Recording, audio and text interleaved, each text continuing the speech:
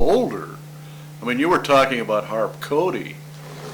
I can remember one time I was talking to Harp Cody and I said, Harp, I was down in Meaderville.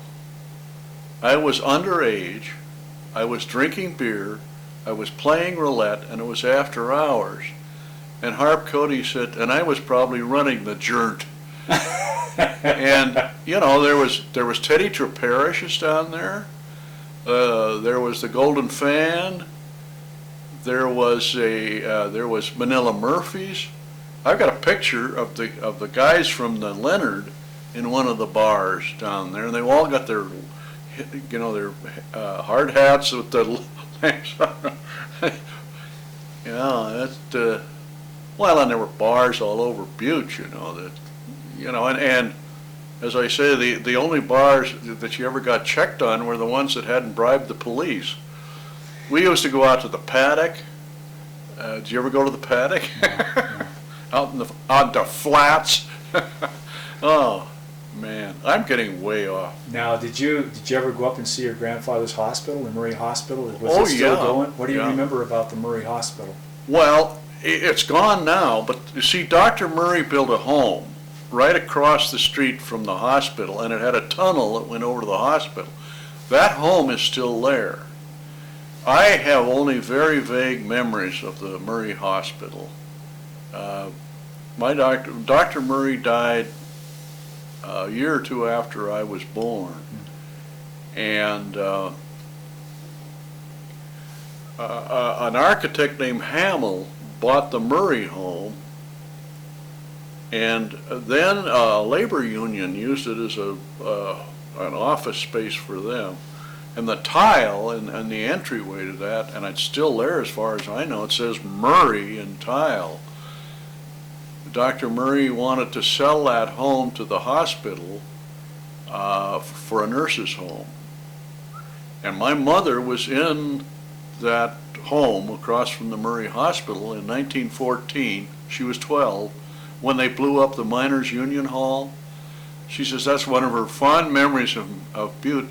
She was knocked out of bed when they blew up the Union Hall because they were close. They're on Granite, Alaska. Right. Did she ever tell you more about that? Just that it was, you know, that was a horrible time. And well, you know, they came in with the soldiers and the Gatling guns and everything else. Well, what do you know about the Murray Hospital? What did you ever look into it, or what was the arrangement that the Murray Hospital had? How did it make its living? Oh, as I understand it, what they had was all of the mining companies, and there were a lot of different mining companies at one time. In fact, I've got one of George Bennett's maps, a 1904 map of Butte that shows all the mines that were there at that time, before they were consolidated by the Standard Oil Company. And what they do, is my understanding, is that each mine would pay so much a month into a fund, and then the injured miners or sick miners would get health care at the Murray Hospital. Now, how that worked, I don't know. I mean, because a lot of the guys that worked in mines would go from mine to mine to mine. Yeah. Well, I'm sure they worked it out. And then, but your grandfather started that hospital? Yes, with a loan from, and I have his name somewhere, the fourth Copper King. From Senator Murray's father. And another piece of trivia, Alice Noyes had a sister, and she was married to Arthur Heinze, and Arthur Heinze was F. Augustus Heinze's brother. And when they sold out, they went to New York and then went broke. And I've got her name, but they called her Doll Heinze. Kept hitting my grandmother for money because she was broke, because Arthur Heinze had put all his money into something or other. Yeah. I think that's all in the history books. What he did, he and F. Augustus. But Butte was so close, I gather.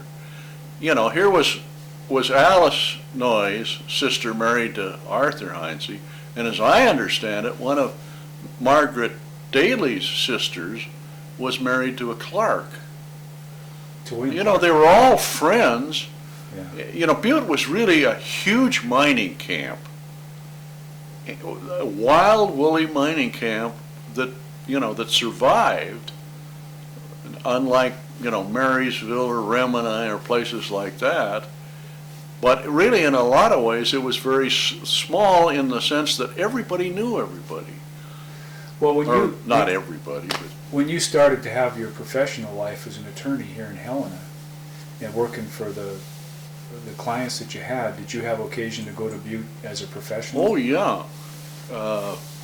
I did work for the telephone company, and we had a lot of work in Butte. There were strikes in Butte, as you know, against the telephone company. And I got to know a lot of the Butte lawyers for the Anaconda Company.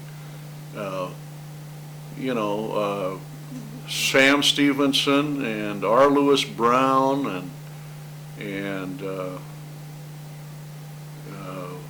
fact, at one point, Largy McDonald offered me a job. Yeah, I knew a lot of the Butte people, and I knew a lot of the Butte judges.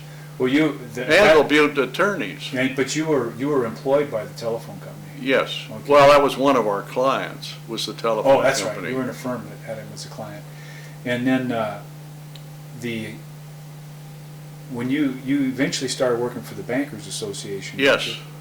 And they were just one of my clients for years and years and years. And then I retired, and they asked me to come to work for them as my only client. I retired twice. So what years did you actually work for the law firm and have clients, the phone company, the bankers, so forth? Well, I started out as an attorney for what's now the Department of Revenue. It was then called the State Board of Equalization. It was a constitutionally created body. And when they rewrote the Constitution in '72, well, I was in the Senate when that legislation went through, creating the Department of Revenue and the State Tax Appeal Board. In 1973. You were in the House, right, and I was in the Senate when that happened. But anyway, I worked for the state of Montana in taxation, and then went to work for Toomey and Hughes, and was with that law firm for 25 years or more.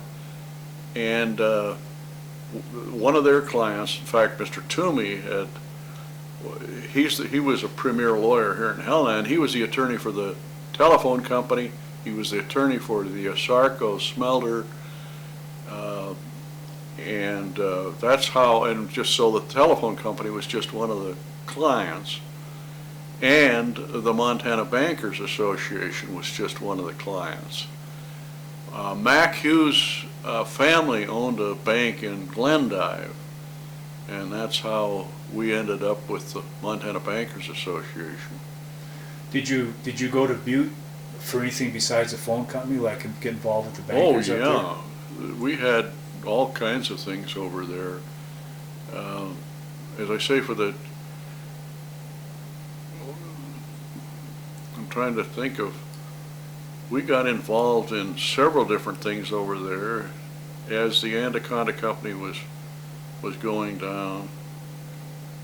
What were the big banks up there in Butte? Well, of course, the Metals Bank. That's interesting too. You probably know more about the Metals Bank than I did. No. Too.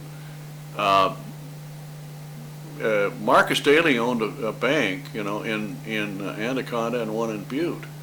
And when he died, Margaret Daly ended up as the sole owner. And I believe that the bank they owned in Butte became Metals. Yeah. And there was Marcus Daly hired a fellow named Place to run his banks.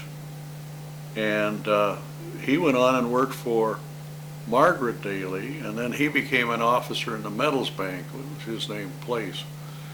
And then, of course, Johnny Burke was there, and you mean when you say Johnny Frizzell, Burke, you mean Jack Burke, or this? Well, this was Burke? Jack Burke's father. Oh, I see. Jack and Bob, Burke, and then their sister.